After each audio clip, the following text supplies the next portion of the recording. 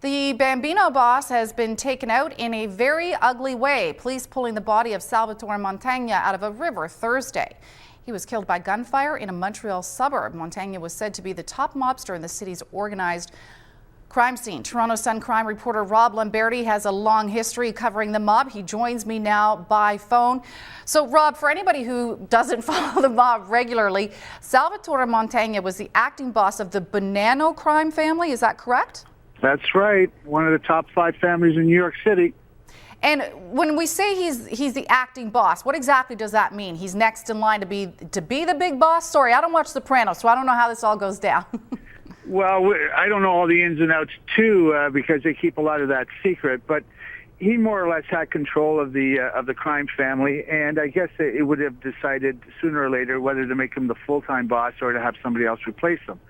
I think certain people believe that, despite the acting label, that he was the boss of that crime family.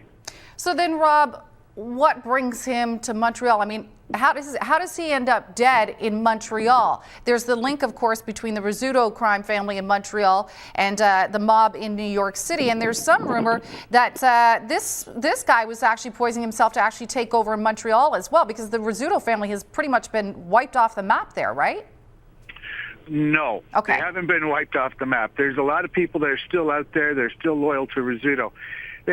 Montreal has always been a Bonanno town. It's always been under its wing.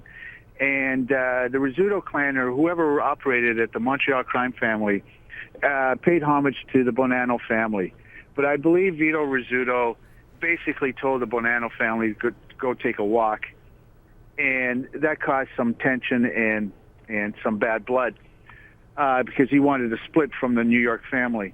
Now, Salvatore was born in Canada, went to live in Sicily for much of his life, and then went to the United States.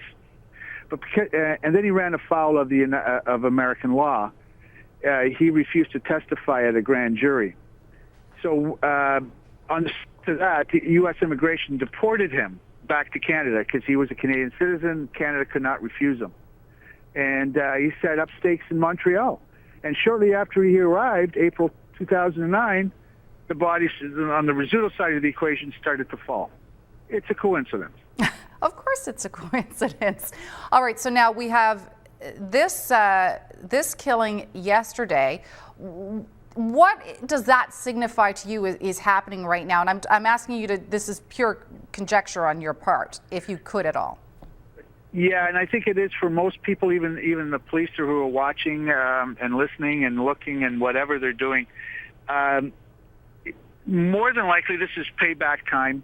The Vito Rizzuto lost a lot here. He lost his son and he lost his father, and you know, there are some things you could take being in those circles, and there are some things that you cannot take and you cannot accept. And the death of his son.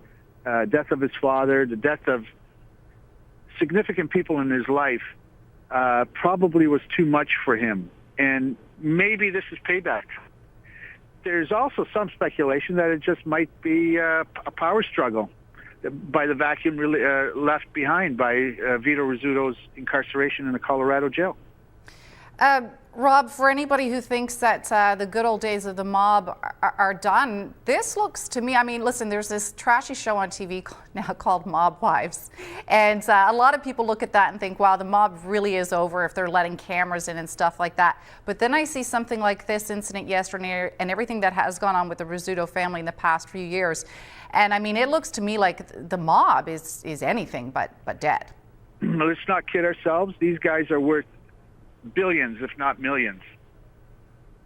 And they're not dead. They're far from dead. They just find new ways of doing business and find new products to move and whatever.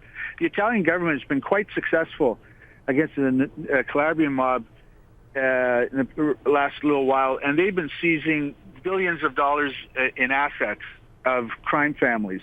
We have not been doing that. They've been living high off the hog here in Canada. Our laws are pretty weak. It's pretty easy living for them here. So Canada will always, unless we change our act, will always remain a haven for the organized crime. All right. Alive and well by the looks of it. Rob, thanks for joining me today. My pleasure.